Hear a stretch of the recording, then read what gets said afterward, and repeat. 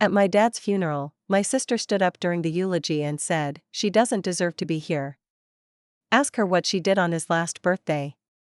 I turned to everyone and said, "Fine. I'll tell you." Then gasps filled the room. "I can't believe you showed up," Juliet hissed under her breath as I stood at the front of the church with my printed eulogy. "Juliet," I whispered back, warningly. "No. Let them know. Let them all know what you did on Dad's last birthday." The microphone crackled as the church went dead silent. The only sound was the creak of wooden pews as heads turned. I looked at my sister, then at the crowd, and said, "Fine. I'll tell you." Dad's funeral was held on a drizzly Monday morning in February at St. Patrick's Catholic Church in Richmond. It was the same place he used to usher every Sunday, wearing the same gray wool coat he'd had since I was a kid. The sanctuary still smelled faintly of old candles and floor polish, and the stained glass cast a kind of dim reverence over the casket. That moment, when Juliet called me out in front of the entire church, felt like a punch in the gut. I stood frozen, still holding the piece of paper I had typed and retyped a dozen times the night before, not to honor a man, but to try and make sense of who he was to me. Juliet and I hadn't spoken much in the last year. Not since I skipped Dad's 75th birthday, which she viewed as an unforgivable act. To her, he was a rock, a man who carried lunch pails and fixed the furnace and built the deck with his own two hands. To me, well, that has changed. It had changed because of a letter I wasn't supposed to find. I found it 11 months ago, tucked into a cracked wooden sewing box at the back of my mother's hall closet. I was helping her sort through blankets and linens after a plumbing leak had ruined part of the floor. The box was something I recognized from childhood, a plain old thing with dull brass hinges and floral decals faded from time. I opened it idly, thinking maybe there were pins or buttons inside. Instead, there were old family photos, a dried corsage, a rosary, and an envelope with my name on it. "Mariana, for when you're old enough to know." It was addressed in my Aunt Sylvia's handwriting. Sylvia, my dad's only sister, had died a decade ago. She had been the only extended family member who ever made time for me, used to take me on weekend trips, send me little cards for no reason, and tell me you're stronger than you think. I sat on the floor and read the letter right there in the hallway. In it, Sylvia talked about how, before I was born, my mother had come to stay with her after an episode. She didn't go into detail at first, but the deeper I read, the more horrifying it got. Sylvia had found my mother outside in the snow with a small suitcase, bruises on her arm, and no shoes. My father had locked her out after an argument. According to Sylvia, it wasn't the first time. But it was the last time she left. I was born a few months later, and after that, my mother stayed, for reasons neither Sylvia nor I would ever fully understand. The letter ended with, "I don't know if you'll ever need this. But if your gut tells you something's wrong, don't be afraid to ask the questions your mother won't answer." When I confronted my mom about it, just days later, she barely looked at me. She stood at the kitchen sink, rinsing dishes, and said, "That was a long time ago. Your father was different back then." I asked her, "Did he hit you?" She didn't answer directly. She said, "He stopped. He changed. We had a family to raise." I asked, "Did you stay because you were scared?" She said nothing. Just dried her hands, picked up a dish towel, and walked out of the room. I felt like the ground underneath my feet shifted that day. I looked at my dad differently. The man I'd grown up respecting, fearing, trying to please, he wasn't just stern or traditional. He was someone who had hurt my mother. Someone who had, according to the one person who ever really told me the truth, controlled our lives with more than just silence. So I didn't go to his birthday. It wasn't a decision I made lightly. I cried that whole week. I even wrote a letter but never sent it. I told myself I needed space. That if I showed up and pretended everything was fine, I'd be betraying myself. Juliet didn't care about any of that. She saw my absence as a betrayal, plain and simple. "You're punishing him for something that happened before you were even born," she told me over the phone, weeks after his birthday. I'm not punishing him, I said. I'm reevaluating who he was. Well, congratulations, she snapped. You did it. You reevaluate your way out of being his daughter. We didn't speak again after that. Not until the day he died. And even then, it was only through a short voicemail. Dad's gone. Stroke. Funeral's Monday. Don't make it about you. And yet here we were. She made it about me. When she stood up at the funeral and said those words, it felt like the last thin thread connecting us snapped. But something inside me, the part that had been holding back for years, told me not to retreat. Not this time. I looked around that church. I saw my father's friends, old neighbors, even one of my former teachers from high school. I knew the myth that my father lived strongly in that room. I had lived under its weight for most of my life. So I stepped away from the pulpit and said, fine. I'll tell you. And I did. I told them about the letter. About what Sylvia wrote. About what my mother confirmed without words. I told them I didn't call or visit on his birthday because I was grieving. Grieving the father I thought I knew. Grieving the silence I'd grown up in. Grieving the fear that shaped our family without any of us even realizing it. There was no dramatic outburst. Just stillness. A few heads bowed. A couple of people cried. One older woman gasped quietly and covered her mouth. I didn't speak out of anger. I spoke out of exhaustion. I ended by saying, I loved him. And maybe that's what makes it so hard. Because now I have to carry the weight of both truths. Then I walked back to my seat and sat down. I didn't cry. I just felt cold. Juliet left before the final hymn. That night, I lay in bed staring at the ceiling, wondering if I'd just torn my family apart or set something free that had been locked up for too long. My mother didn't call. But I saw that she hadn't deleted the missed call notification from my earlier attempt. A few days later, she left a voicemail. You said what I couldn't. I'm not mad. I'm just tired. Call me when you're ready. It's been a few weeks since then. I haven't called her back yet. I think I'm still figuring out what ready looks like. Juliet hasn't reached out either. But something tells me this isn't the end. The silence that followed the funeral was not the heavy kind, not the awkward kind. It was surgical. Like something removed between us and never stitched back. For the first time in my life, I didn't try to fill it. I let it exist. I didn't text Juliet. I didn't ask how she was doing. I didn't try to explain myself again. Maybe because I already had. Maybe because I finally understood that some people, especially family, don't want truth, they want continuity. They want the version of the story that keeps things from falling apart. 3 weeks passed. I went back to work. Counseling teenagers about test anxiety and friend drama while ignoring my own unraveling family felt surreal. I'd stare out my office window during lunch, watching the students file across the courtyard, wondering how many of them were going home to households built on silence like mine. Then one morning, I got a text. Juliet, Mom's not doing well. Thought you should know. That was it. No context, no explanation. I stared at the message for a long time before replying, what do you mean?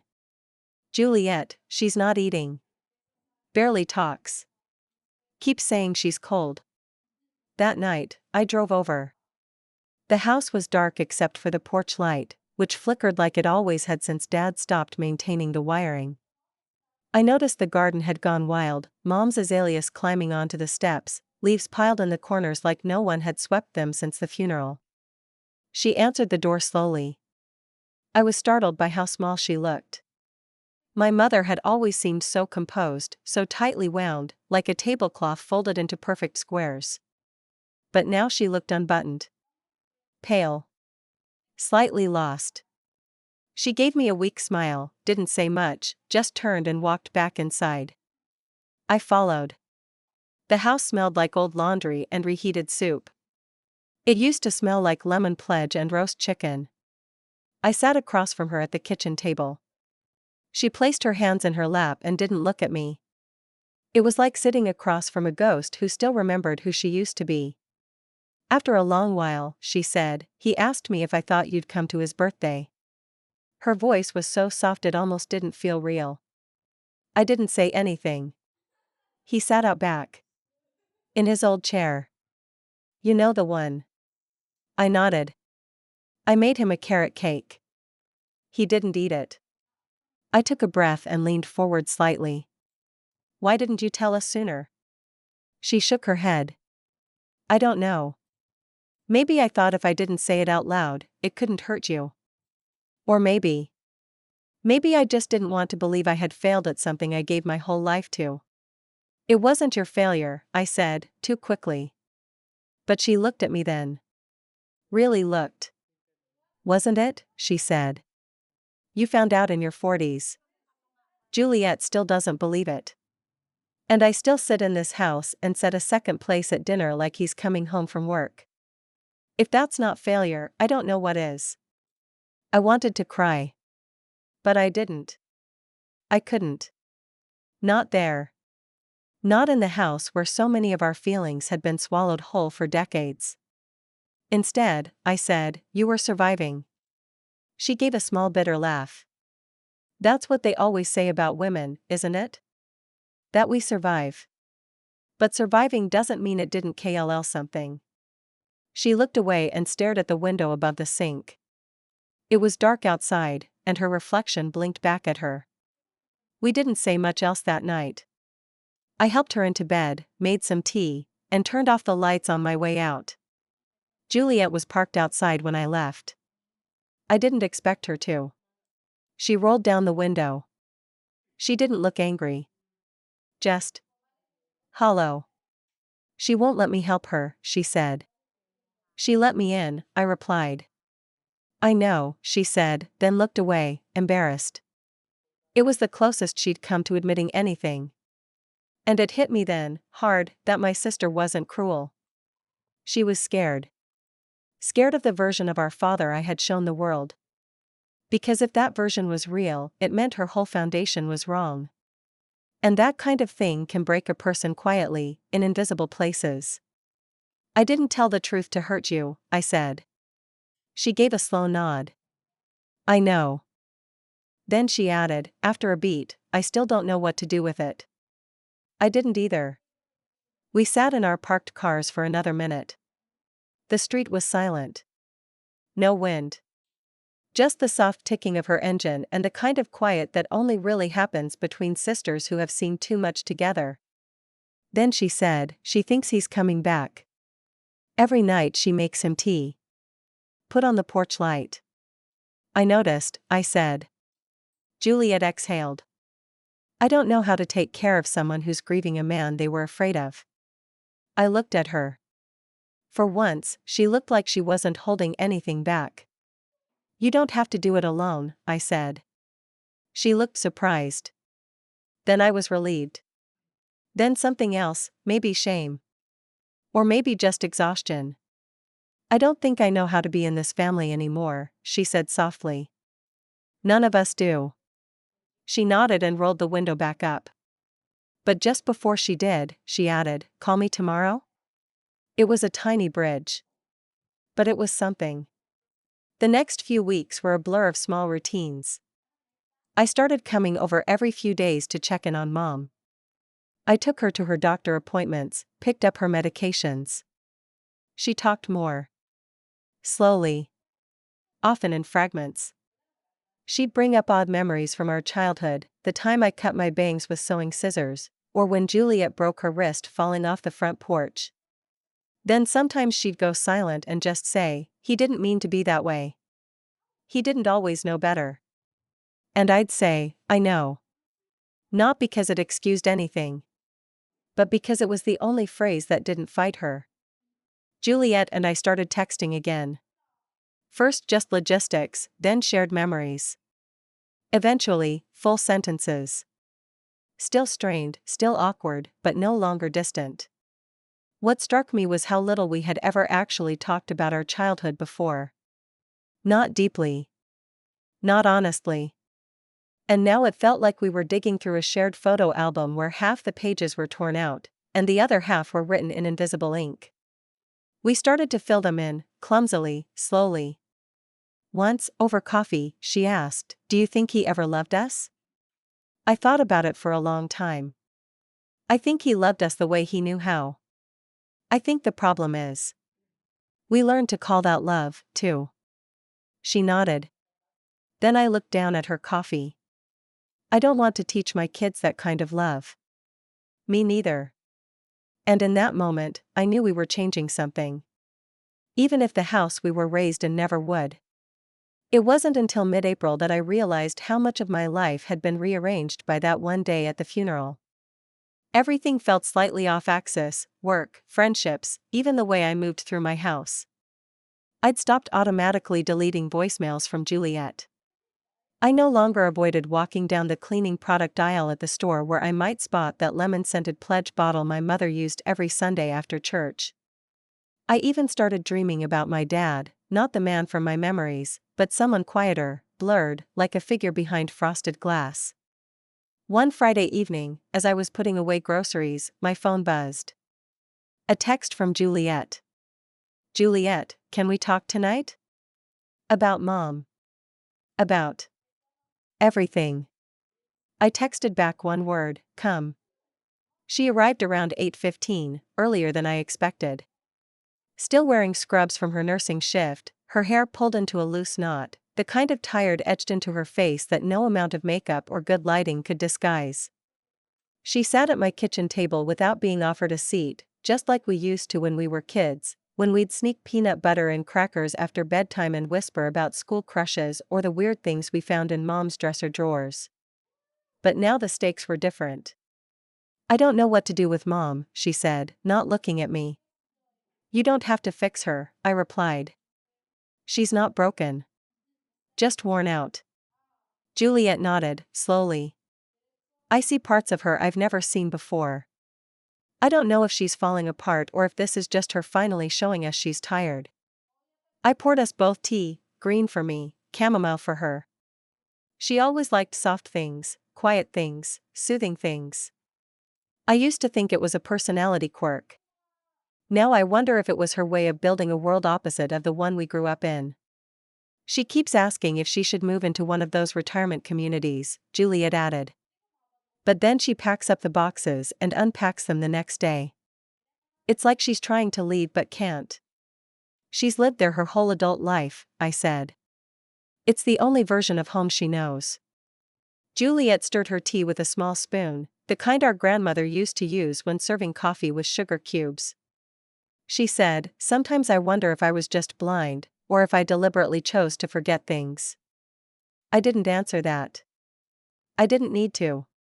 Her eyes were glassy, staring not at me but at something only she could see. "She told me yesterday that she doesn't remember much about the fight before she left for Aunt Sylvia's," Juliet continued. "Said it's all a blur. But I think that's a lie. I think she remembers too much. I think remembering it all is too painful." I thought about the letter again, the letter that detonated our family's myth like a BMB with a slow fuse. I had started to reread it less, but I hadn't thrown it away. I kept it in my desk drawer under some old tax documents. I never told anyone that I sometimes took it out just to run my fingers over the paper. There was a heaviness to holding it. Like history, inked into something that would never fade. Juliet stayed that night.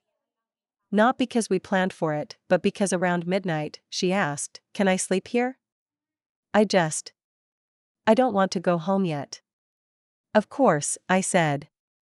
I gave her the guest room, which still had the comforter our dad had once given me when I moved into my first apartment. A dark green, itchy one that he claimed was military grade. I hated it. But I kept it, maybe out of guilt or obligation or some quiet, crap loyalty. The next morning, Juliet made coffee. She had always been better at mornings than I was. I walked into the kitchen bleary-eyed to find her humming softly, pouring cream into two mismatched mugs. "This feels weird," she said. "Which part?" "All of it. Being here. Talking again. It's like we're two new people trying to remember how we used to be. I nodded, sat down. Maybe we are. She leaned on the counter and sipped her coffee. Then she said, "Do you ever feel like the version of him we grew up with wasn't the real one? Like we only got glimpses?" I thought about that for a while. The harsh discipline. The silent treatments. The way he'd call us young ladies with a tone that felt more like a warning than a term of endearment. But also the times he'd polish our shoes before church, or build our science fair projects the night before they were due without saying a word about it. "I think he had compartments," I said eventually. The man who showed up for Sunday Mass wasn't the man who punished us for slamming the door too hard. And neither of them were the man who locked Mom out in the snow. Do you think he felt guilty? Maybe. But he never talked about it. And guilt without acknowledgement is just cowardice dressed as silence. Juliet let out a shaky breath. Sometimes I wish you hadn't told the truth at the funeral. But then. Sometimes I feel like I owe you for it. That was the most honest thing she'd said to me in years. I nodded, didn't press. Later that afternoon, she got a call from her husband and left to go pick up the kids from a playdate. I walked her to the door. Before she stepped outside, she paused and said, "You were always stronger than me." "No," I replied, "just tired earlier." She smiled faintly. "Still. I'm glad you spoke up. Even if I hated you for it at first." Then she walked down the steps and back into her life, leaving me standing in the entryway, wondering how many versions of my father still lived inside me, and how many more I'd have to bury. The shift didn't happen all at once. There was no moment of thunderous realization. No dramatic confrontation. Just small choices. The kind of choices that, layered over time, reshape entire lives. Mom eventually agreed to sell the house. It took months. She'd back out, get nervous, cry about what she was leaving behind, though it wasn't the house she grieved, it was the myth she'd upheld inside it. Juliet and I packed it up together. We found everything. Old church bulletins, letters with military stamps from the 70s, expired insurance documents, hundreds of loose photos that we never remembered being taken. And more secrets. In one of Dad's toolboxes, tucked beneath wrenches and old metal measuring tape, was a composition notebook. The kind students used for science labs. Its cover was stained with what looked like oil. Inside were lists. Names. Amounts. Dates. Not a criminal. Not a syndalis. Just. Controlling. Entries like, March 12th, Diane overspent $6.42 at grocery.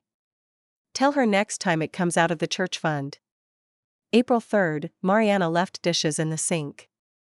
Denied. Took the radio away for 2 weeks. July 9th, Juliet cried about bedtime. Ignored. Rewarded when silent. Page after page. Juliet stood beside me in silence as I flipped through it. It wasn't just a journal. It was evidence. A record of how he orchestrated our entire upbringing with the precision of a man building a machine, every moment a transaction, every mistake met with consequence. Juliet walked out of the garage without saying a word. She went to the porch, sat on the steps, and stared at the yard. I followed eventually, sitting beside her. "I used to think you were just dramatic," she said, voice hollow. "But he really did. Track us. Like pets. Or experiments." I nodded. "He didn't raise us. He engineered us." It was then we realized we weren't grieving the same person. I had been mourning a father I never truly had. She had been mourning the father she thought was real. The next day, I offered Mom the notebook. She read a few pages, closed it, and asked, "Would it help you if I kept it?" "No," I said. "I just wanted you to know we saw it. And that we're done pretending we didn't." She nodded. She didn't cry. I think something had already closed inside her. The revenge came slowly, precise, clean, and with full clarity. Not through vengeance, but through dismantling everything he built to last. We donated most of his things. His tools. His Navy medals. His old coats. All gone. His recliner, the one he made Mom vacuum under daily, we left out on the curb with a handwritten note, free to anyone who never made a woman feel small. I had the letter from Aunt Sylvia scanned, copied, and printed. Juliet and I added our own letters. Mine explained the silence, the guilt, the confusion. Hers said, I believed in a version of my father that wasn't true. I forgive myself for that. We placed them all in a folder, which we slipped into the bookshelf at the local library between 2 volumes on trauma and family healing. We labeled the file, for the daughters who weren't believed. It was small. Quiet. Anonymous. But it was our counterweight to decades of silence. Then we did one final thing. Our father's name, Raymond T. Blake, was etched onto a plaque at the local VFW hall, recognizing him for service and volunteerism. Every Memorial Day, they cleaned it up, added flags around it. Juliet made a phone call. She didn't ask them to remove it. That wasn't what this was about. Instead, she asked if she could sponsor an edition. She paid for a second plaque, placed directly below his. It read, in honor of the women who stood quietly so he could be praised. Diane, Mariana, Juliet, we see you now. They agreed. No fanfare. No pushback. Maybe they were tired of false heroes, too. When we visited that summer, I watched my mom stand in front of that wall for 10 full minutes. She didn't cry. She just placed her hand on the bottom plaque. She whispered something I couldn't hear. And then we left. I think that's when revenge stopped feeling like revenge and started feeling like justice. Juliet and I are closer now than we've ever been. We still argue, sometimes about big things, sometimes about who forgot to bring the salad to dinner, but we don't pretend anymore. We say the hard things. We ask questions. We answer honestly, even when it's messy. Mom lives in a small condo now with pale yellow walls and too many potted plants. She plays bridge once a week with a group of widows who all wear too much perfume and talk about old TV shows. She laughs more. She's thinner, quieter, but lighter. I caught her humming once while washing dishes. She stopped when she saw me watching. You're allowed to be happy now, I told her. She smiled. I'm still figuring out how. We all are. But for the first time in our lives, we're not figuring it out in silence. And that, in the end, is the most satisfying justice I could have asked for.